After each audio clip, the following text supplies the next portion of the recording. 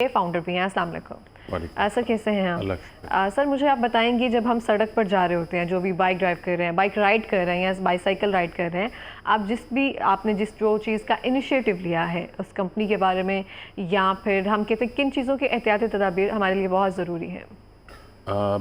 हमने 2007 में ये पाकिस्तान बाइकर्स क्लब जो है फाउंड किया था, और उसके बाद हमने सेफ़ राइडिंग रोड सेफ्टी पे काम शुरू किया। मैं ज़ाती तौर पे टूरिज़्म में ज़्यादा इन्वॉल्व नहीं हुआ, तो मुझे ये लगा कि जैसे ये एक अल्लाह की तरफ से एक गिफ्ट मिल गई है ज़िम्मेदारी, तो उसमें मैं ये कहूँगा कि हमारे लिए जो सबसे ज़्यादा ज़रूरी है वो हमारी जो हेड है, सर, उसकी केयर है रोड के ऊपर, और बैकबोन की। यानी कि हेलमेट जो है वो नेसेसरी और मस्ट है, हम बाहर जाएं तो हेलमेट सबसे ज़्यादा ज़रूरी है, और फिर सेकंड चीज़ है कि हम अपनी बैकबोन की जितनी केयर कर सकें। उसकी केयर हम कैसे कर सकते हैं? उसकी केयर जिस तरह दुनिया में जो लोग राइड करते हैं वो अपनी ज़रूरत के मुताबिक, फॉर एग्ज़ाम्पल कोई टूर करते हैं तो वो राइडिंग जैकेट्स जिस तरह मैंने ये यूज़ की हुई है, इसके अंदर पैडिंग होती है, या प्रॉपर एक अपर जो बना ही उसके लिए होता है थोड़ा हार्ड, बड़ी बाइक्स के लिए वो है, या कोई भी ऐसी चीज़, इवन के आप घर में किसी अपनी जैकेट के साथ कोई चीज़ ऐसी अटैच उसके इनसाइड पे कर लें जो बैकबोन को प्रोटेक्ट करे।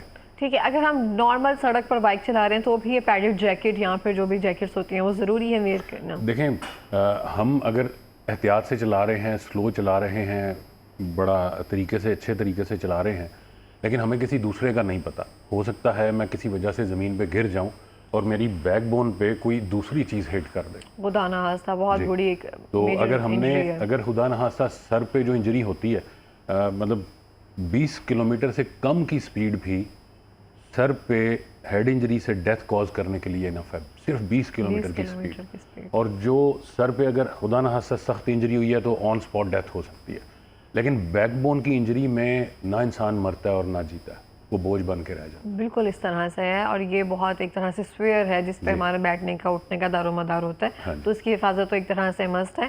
अच्छा, मैं आपसे पूछना चाहूँगी, जब आपने कहा कि 20 किलोमीटर की 20 जो भी स्पीड है उस पर अगर हम जा रहे होते हैं तो इंजरी से डेथ का इम्कान एक तरह से बढ़ जाता है, लेकिन जब हम हेलमेट वेयर किए होते हैं, खुदा ना खास्ता कोई एक्सीडेंट हो जाता है, हम नीचे गिर जाते हैं, तो उससे जो सेफ्टी है वो कितने % बढ़ जाती है, या इंजरी का जो इम्कान है कितने फीसद कम हो जाता है?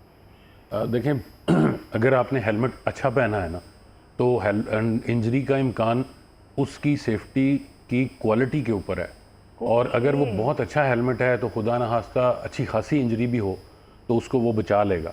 मतलब आप ऑनलाइन सर्च करें और आपको डैमेज्ड हेलमेट्स की तस्वीरें देखें तो आप वाकई मतलब खुद सोचेंगी कि अगर यही इंजरी इस हेलमेट के बगैर होती तो शायद बंदा ना बचता। और 20 किलोमीटर की स्पीड इसलिए कहा कि बहुत थोड़ी स्पीड से भी अगर चोट लगती है तो भी वो बहुत है।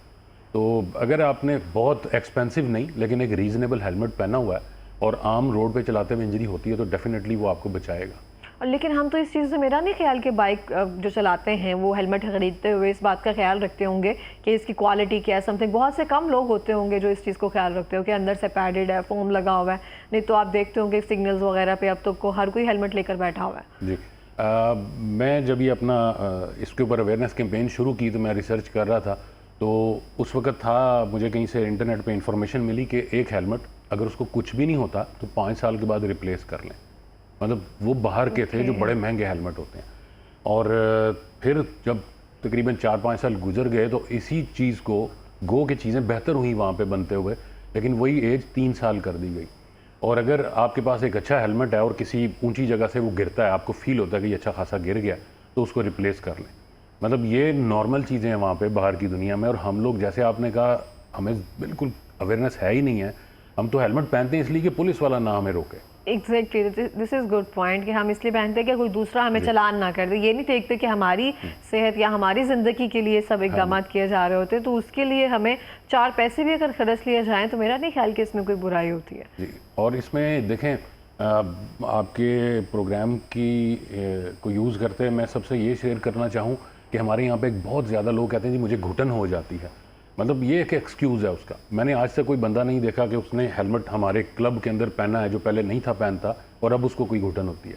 क्यों? क्योंकि उसके लिए प्रायोरिटी उसकी सेफ्टी है। दूसरा, हम यहाँ पे कहते हैं जी कि हमें गर्मी लगती है या मौसम गर्मी का है, सर्दियों में पहनूंगा, तो बाहर की दुनिया में कहा जाता है कि आपका डिसीजन है, आप इसे पसीना बहा लें या खून। बिल्कुल इस तरह से। इससे अच्छी बात क्या हो सकती है कि अगर आप अपना एक्सीडेंट करवा लें और उस दौरान खुदा ना खास्ता इस तरह से इंजरी हो जाए, सारी उम्र के लिए मोहताजी से बेहतर है कि चंद लम्हे की जो एहतियात है वो कर ली जाए, तो प्रायोरिटी। अच्छा देखें, आजकल की जो ख़वातीन है, स्कूटी का एक तरह से रुझान माशाल्लाह एक तरह से बहुत बढ़ता जा रहा है, एक बहुत अच्छा इनिशिएटिव है, अप्रिशिएटेड है टोटली, लेकिन उनके लिए क्या सेफ्टी मेजरमेंट्स होने चाहिए? देखें, एक तो डेफिनेटली हेलमेट मैं टॉप पे उसको रखता हूँ। टेक्निकली स्पीकिंग, जब आप हेलमेट पहनते हैं या पहनती हैं तो फिर आपके लिए ज़रूरी है कि आप अपनी मोटरसाइकिल पे या स्कूटी के ऊपर साइड मिरर का यूज़ करें। उससे ये होता है कि बहुत सारे लोग हेलमेट पहन के अपनी साइड के अवेयरनेस या अवेयर नहीं रहते कि मेरे साइड पे क्या चल रहा है, क्या आ रहा है। तो वो मिरर से ही होगा कि आपको अपनी साइड की विजिबिलिटी रहेगी। दूसरी important cheese, if possible they should have protection for their backbone. और बच्चियों के लिए ख़ास तौर पे हेलमेट चेहरे के लिए भी बहुत ज़रूरी है। अब जैसे मौसम जो है वो भी काफ़ी सख्त होता जा रहा है, सर्दी आ रही है, तो हेलमेट फुल फेस या एटलीस्ट जो अपनी ग्लास के ज़रिए से फेस कवर करे।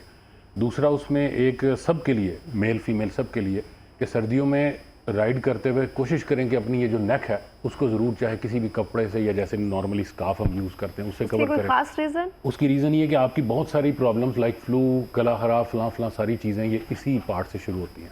और जब आप बाइक चला रहे होते हैं इस मौसम में, तो वो इतनी ज़्यादा ठंड फेस कर रहा होता है कि आप सोच भी नहीं सकते। उसके बाद बच्चियों के लिए जैसे अब स्कूटी है तो उसके अंदर टायर नॉर्मल बाइक से सॉरी छोटे होते हैं, उसमें वो इस मौसम में अगर सर्दियां हैं, जैसे फॉग अब स्टार्ट हो जाएगी, तो रोड के ऊपर आपको हल्का सा गीलापन फील होता है। तो for that they can reduce the जो टायर प्रेशर है उसको थोड़ा सा कम रखें। यही सजेशन होगी जैसे लोग मरी पे पहाड़ी इलाकों में जाते हैं कि वो भी जब वहाँ पे जाएं तो गाड़ियों के, बाइक्स, किसी भी चीज़ की टायर प्रेशर थोड़ा सा कम रख लें। और बच्चियों के लिए स्कूटी में ख़ास तौर पर मैं ये सजेस्ट करूँगा कि जब फ्री हों, जब इजी हों, किसी अच्छी सेफ जगह पे उसको अच्छी प्रैक्टिस करें, फिर रोड के ऊपर आएँ। और इसमें एक बड़ी कॉमन सी चीज़ मैं जो रोड पे बच्चियों के भी प्रॉब्लम मैंने देखी कि वो जिस वक्त एक स्टॉपिंग पॉइंट है या ब्रेकिंग पॉइंट है वहाँ पे बिल्कुल पास जाके ब्रेक लगा रही होती हैं। तो कोशिश करें कि आपको पहले अंदाज़ा हो जाता है ऑलमोस्ट 100 and 150 फीट कि मैंने यहाँ पे रोकनी है या स्लो करनी है, तो you should start slowing your bike before the point. और सडन ब्रेक जो होती है ख़ास तौर पे छोटे टायर वाली बाइक या स्कूटी के अंदर, वो थोड़ी रिस्की हो जाती है। अच्छा जी, सही। अच्छा, ये बहुत सारी मैं देख रही हूँ कि जो ख़वातीन हैं वो ये हैं स्कूटीज़ जो हैं वो अच्छी तरह से चला तो रही हैं ऑब्वियसली, लेकिन इनको सिखाने के लिए उस तरह से एक प्रॉपर नहीं वो अरेंजमेंट किया जा रहा है कि उनको रोड पे किस तरह से लेकर जाया जाए। तो 1 या 2 या 4 बार से घर में वालिदैन या जो बड़े हैं वो सिखा रहे हैं, तो फिर हम रोड पे एक तरह से आ गए, तो फिर ये थोड़ा सा रहता है कि हमें होता है कि चलो कर के चला के सीख जाएंगे, हालांकि इस तरह से नहीं होता। जैसे आपने अभी अर्ज़ की कि बिल्कुल करीब जाकर अगर हम किसी चीज़ पर ब्रेक लगा रहे हैं तो थोड़ा सा रिस्की है। तो इसके लिए थोड़े से आपको लगता है कि हमें जो गली मोहल्ले या समथिंग इस तरह से यहाँ पे जो भी बाइक राइडिंग या स्कूटी राइडिंग है उसके थोड़ी सी इंस्ट्रक्शन वगैरह जो है वो थोड़ी सी आम करनी चाहिए? जी, आम करनी चाहिए। मैं मतलब आपके प्रोग्राम के ज़रिए रिक्वेस्ट करूँगा गवर्नमेंट से कि ये चीज़ें जो हैं टाइम जो है वो चाहे बाय करें, लेकिन लोगों को इस पे अवेयरनेस दें। क्योंकि बच्ची ने अगर अपने भाई या वालिद को देख के सीखी है और वो खुद की वायलेशन करते जाते हैं सारा दिन, तो वो फिर बच्ची आगे से जब रोड पे आएगी तो वो एक्सपीरियंस भी नहीं है, मतलब वो भाई या वालिद जो हैं वो वायलेशन तो करते हैं लेकिन एक्सपीरियंस उनको बचा लेता है रोज़ किसी ना किसी हादसे से। तो बच्ची जिसको एक्सपीरियंस ही नहीं है और she has learn from some wrong kind of procedure, तो वो क्या करेगी? तो ये थोड़ी सी चीज़ें हैं। और इसमें मैं एक वन वे वायलेशन मेरे ख्याल में जो सबसे बड़ी, मैं तो उसको ट्रैफिक कानून की जो मेजर वायलेशन, और इसमें आप देखते हैं अखबारों में पढ़ते हैं कि हाईवे के ऊपर डेथ हो गई जी 2 बंदों की अचानक। उसकी रीज़न ये होती है कि जब दोनों साइड से बाइक जा रही होती है और मैं अगर फॉर एग्जांपल 30 की स्पीड पे चला रहा हूँ और अपोजिट साइड वाला भी 30 पे है, तो मेरा एक्सीडेंट 30 की स्पीड पे नहीं हुआ, 60 की स्पीड पे हुआ। और दूसरा, जो हम अपने छोटे बच्चे बच्चियों को जिनकी एज भी नहीं है उनको गाड़ी या बाइक दे देते हैं। मेरे ख्याल में जो सबसे बड़े वायलेशंस हैं, ये गुनाह हम रोड पे कर रहे हैं, वो ये 2 हैं। ठीक हो गया। अच्छा सर, मैं आपसे पूछना चाहूँगी टूरिज्म और जो सेफ राइड है उसके हवाले से कोई गाइडलाइन अगर आप देना चाहें? देखें, इसमें एक तो आपको ऑनलाइन बहुत सारी चीज़ें मिल जाती हैं कि मेरे पास होना क्या चाहिए, क्या चीज़ें साथ लेके जाएं, लेकिन जो हम लोग प्रैक्टिस नहीं कर रहे प्रैक्टिकली, वो ये है कि मोस्टली लोग ग्रुप बनाते हैं, फॉर एग्जांपल 3 का, 5 पर्सन्स, 10 पर्सन्स, ये ग्रुप तो बन जाता है, लेकिन जब हम रोड पे आ जाते हैं फिर हम अपनी अपनी कर रहे होते हैं। फॉर एग्जांपल हम लाहौर से जो लोग निकलते हैं उसको मैं देखता हूँ कि उनकी सेटिंग किस तरह है जी, गुजरांवाले पहुँच के रुक जाना है। और ये जो बीच का 60-70 किलोमीटर है उसमें मैं अपनी मर्ज़ी से जा रहा हूँ, कोई किसी तरीके से जा रहा है, तो उसमें ये कि जो आपने अपनी SOP सेट किए हैं, you should follow from zero to end, okay तो वो फॉलो करें। और जब आप ग्रुप में गए तो ग्रुप में ही रहें। मैं आपसे शेयर करूं, कुछ अर्सा पहले एक एक्सीडेंट हुआ नॉर्थ में, लाहौर से था वो राइडर, और वो कुछ लोगों का ग्रुप था, छोटा सा ग्रुप था, but he was at the end और ही स्टॉप देयर कि जी स्नोफॉल होने लगी है, स्टार्ट सीज़न की पहली, तो मैं वो देख के जाऊँगा। ओके और ही डाइड देयर क्योंकि वो हैंडल नहीं कर सका सिचुएशन, एक्सपीरियंस नहीं था उस तरह का। और शायद उसके जो दोस्त उसके साथ होते, उसमें कोई एक्सपीरियंस होता तो उसको बताता या पूरी टीम को बताता कि यार इस तरह हम यहाँ से गुजर सकते हैं। तो ये ग्रुप वालों के लिए बहुत ज़रूरी है कि वो अपने जो SOP सेट किए हैं वो A to Z ट्रैक के ऊपर फॉलो करें। बिल्कुल। इस तरह से लास्ट मिनट कोई पैगाम देना चाहेंगे? आपकी ज़िंदगी आपके लिए ज़्यादा इंपॉर्टेंट नहीं है, वो जो घर बैठे हैं, वालदा, वाइफ, बच्चे, बहन भाई, उनके लिए आपसे भी ज़्यादा इंपॉर्टेंट है, बिल्कुल इस तरह उसकी से। केयर करें। बहुत शुक्रिया प्रोग्राम में आने के लिए।